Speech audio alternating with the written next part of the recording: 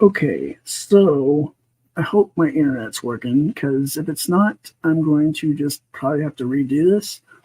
But we're going to try to do Genesis chapter 5. So bear with me if it's working, or I hope it's working. It should be. But, anyways, I'm going to do this. Give me 1 second. All right. So, chapter 5, Prelude to the Flood. So, uh, start off chapter 5, 1 through 5, verses 1 through 5. This is the book of the generations of mankind. The day God made Adam, whom he made in God's image. He made them male and female, and blessed them. And the day he made them, he called his name Adam. Now Adam lived 230 years, and begot a son according to his form and image, and named him Seth. After he begot Seth, the days of Adam were 700 years, and he begot sons and daughters. So all the days of Adam lived were 930 years, and he died. Now Seth lived 205 years, and begot Enosh. And after he begot Enosh, Seth lived 715 years, and he begot sons and daughters. So all the days of Seth were 912 years, and he died. Now Enosh lived 190 years, and he begot Canaan. After he begot Canaan, Enosh lived 715 years, and begot sons and daughters. So all the days of Enosh were 905 years. Now Canaan lived 170 years, and begot Mahalalel.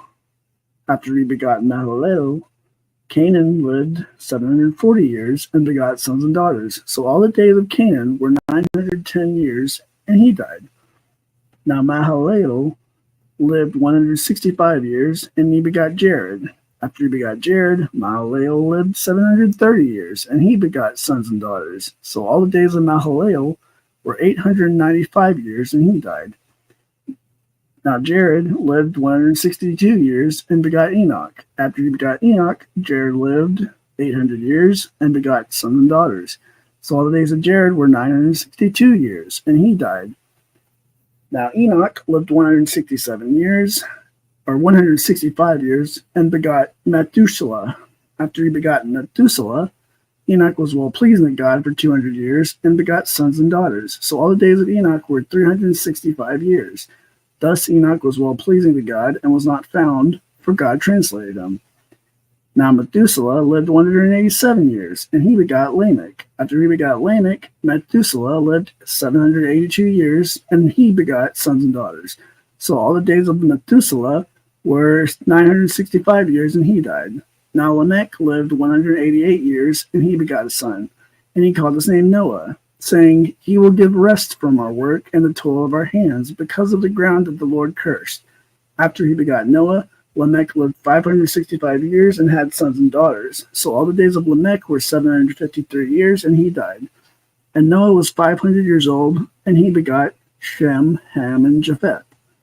So what do we have here? We have a new genealogy is given to us, a whole new section of scripture. This begins the prequel to the flood, and this will give us an introduction to Noah as well. So we have Adam has Seth, and it says that he's in the image of his father. And we keep seeing that, we keep seeing it repeated over and over again, and he died. Why do we keep seeing that? Well, back in Genesis 3, back in Genesis 4, we saw Cain was the archetypal sinner earlier. And so here, Adam is the archetype who brought death into the world. So notice that no matter how long they live, they end up dying. So that's kind of the point of this. So chapter 5, 1 through 20, you'll see that Adam's the first, Seth is the second, Enosh is the third, Cain is the fourth, Mahalalel is the fifth, Jared is the sixth, and Enoch is the seventh. So you'll notice 7, and we're going to notice 10 a lot for symbolism, right? We'll notice there's a lot in the Bible. You'll see 7s and 10s lots of times. But Enoch is the seventh son of Adam, so there's something significant about him because he's the seventh son. So all men died before Adam, from Adam, right?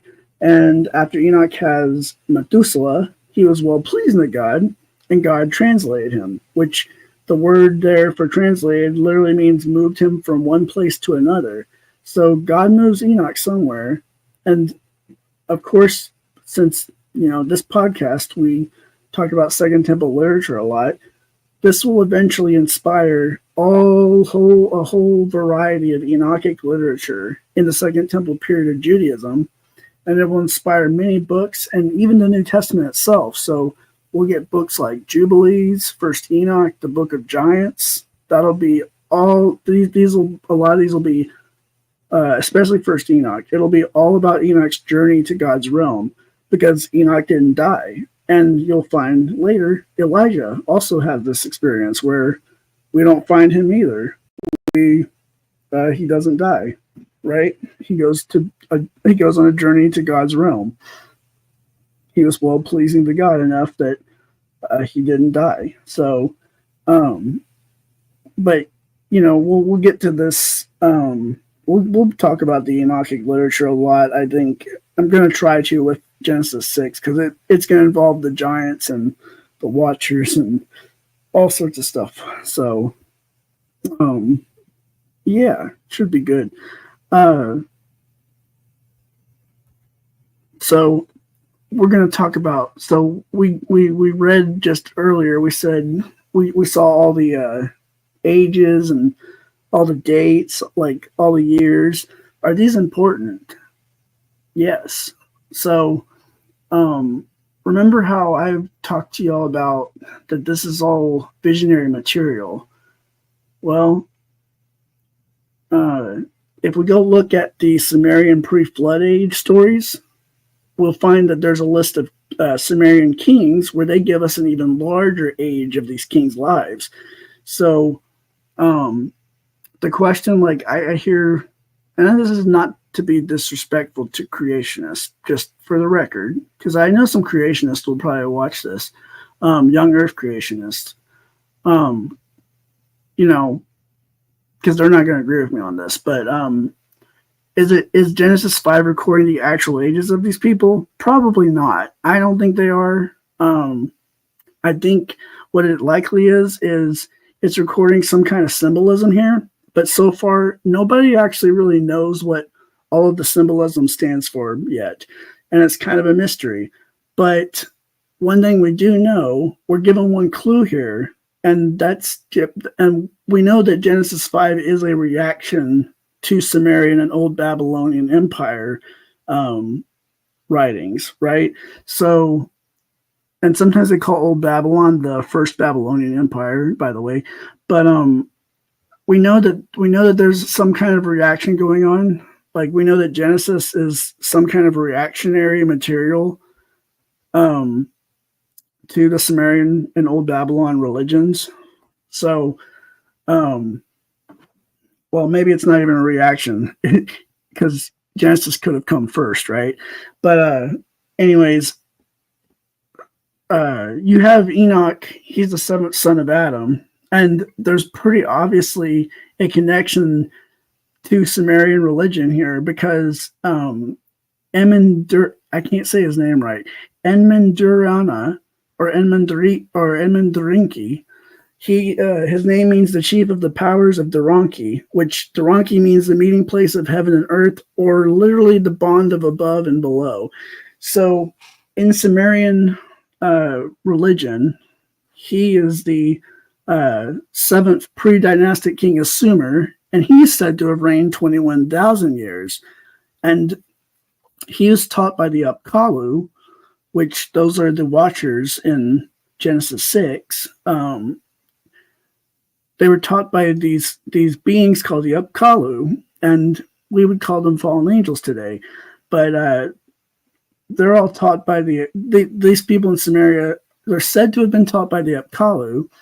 And this guy, Enmenduranki, he was taught the arts of divination, which that involves astrology. And there's lots of other stuff he was taught. But long story short, he's taught multiple divine secrets by the Upkalu. And it's also in the Sumerian mythos that he was taken to heaven by the gods Shamash and Adad. And he was taught the secrets of heaven and earth. And you'll see that he was taught the calendar. They teach him the calendar. And, well, why is that important? So if he's learning astrology and he's learning all this, the false gods want to use it for a bad purpose, right? But anyways, you'll find that in the end, they teach him that a Sumerian year is 354 days, right? Well, Genesis corrects this and says that Enoch was taken by God. And first Enoch, instead of the Upkalu and Shamash and Adad teaching Enoch, he's taught by the archangel Saint Uriel. And he's revealed the Enochic calendar, which is 364 days. So it's very likely that Genesis 5 is actually really interesting because it's likely a correction of the Sumerian kings list. And, how does this all work? What is all the symbolism involved with it? All the years they lived? How does that all work? I don't know, and I don't think anybody really knows, but it is a interesting fun fact to ponder about because, if you look at the 7 Sumerian kings and then you compare them, Adam to Enoch, it's like, okay, well, whatever these guys did, does that mean there's a reaction? Does that mean Genesis is saying that there's a reaction to that? Like, maybe, I don't know.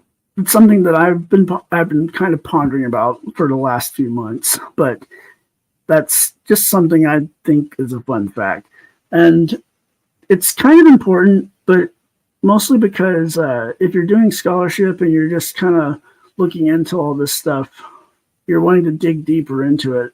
Well, you'll find the apostles using Gnostic tradition quite a lot. So it does have some significance.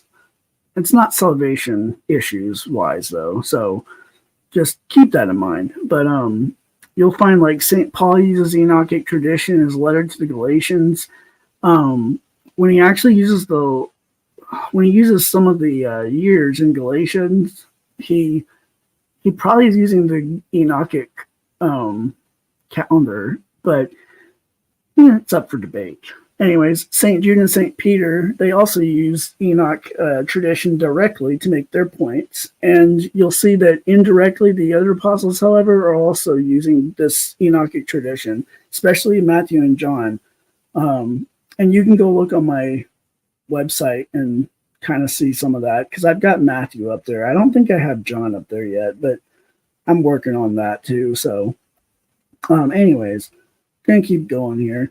So what's the main point I want to give here? The main point I want to give with Enoch is from a Second Temple period perspective, Enoch was revealed these things by God through Uriel, the angel, because he was ready to receive them and learn. And the Sumerians were taught by and worked with the demons, the Kalu, to get knowledge that they weren't ready for. And what have we seen in Genesis? Like, we've seen this consistent theme that the demons are giving mankind things that they're not ready for.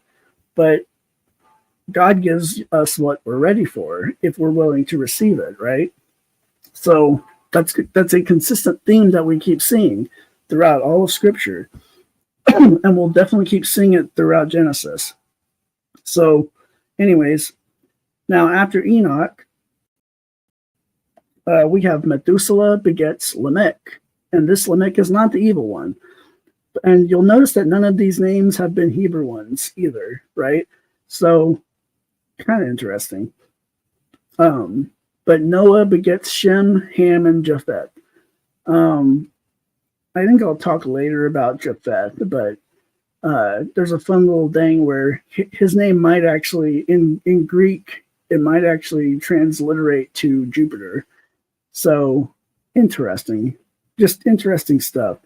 And I think some people have tried to make Shem into Saturn, but it just doesn't really seem to work yet. Doesn't seem to work, but I don't know. We'll see. We'll see how that pans out later.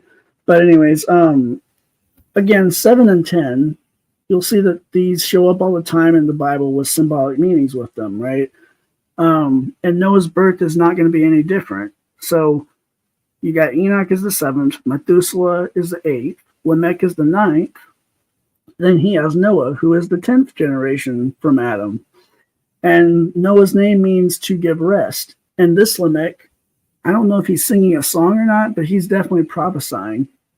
And he prophesies about Noah. This is the good Lamech, which I think is interesting because the evil Lamech made a big speech, right? And it was all like an antichrist message, right? Well, here we have the good Lamech, and he's making a good message about what's going to happen. So I think that's kind of interesting. It's kind of an inversion going on. But this Lamech prophesies about Noah that he will give us rest from our work and the toil of our hands because of the ground God cursed. So the upcoming flood, this upcoming judgment that's going to happen through Noah, will set creation free from Cain's lineage. So God, through Noah, will judge but save humanity.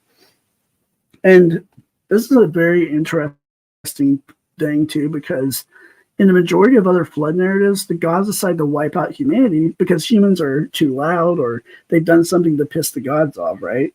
Well, these narratives usually have a guy like Gilgamesh who is clever and he outsmarts the gods and builds a boat and he saves them. He saves himself and his family, right? So he kind of outsmarts the gods here, But here in Genesis 5 and later in chapter 6, we're going to see God inverts this. And we have God tell and teach Noah how to build the ark. So God again teaches someone who is ready to learn something. So Noah doesn't have to try to outsmart God, right? Like, that's stupid. He doesn't need to do that. But Cain's lineage has been trying to do that, this whole time. Because they oppose God, right? They want to work with the demons. But Noah, he says, no, I'm not working with the demons. I want to work with you, God. And God's like, all right, he's teachable. I'm going to use him. He's ready to learn, so I'm going to teach him. So here, God's going to judge Cain's line because as we found in Genesis 4 and we will in chapter 6, they've aligned themselves so much with evil that God is forced to enact his righteous judgment. And through Noah, we're going to see that he's going to save. So anyways, that actually is the entire deal today or tonight. So I hope you liked it. If you like it, sub, like, and hopefully we'll be able to do Genesis 6 pretty soon. So appreciate y'all. God bless.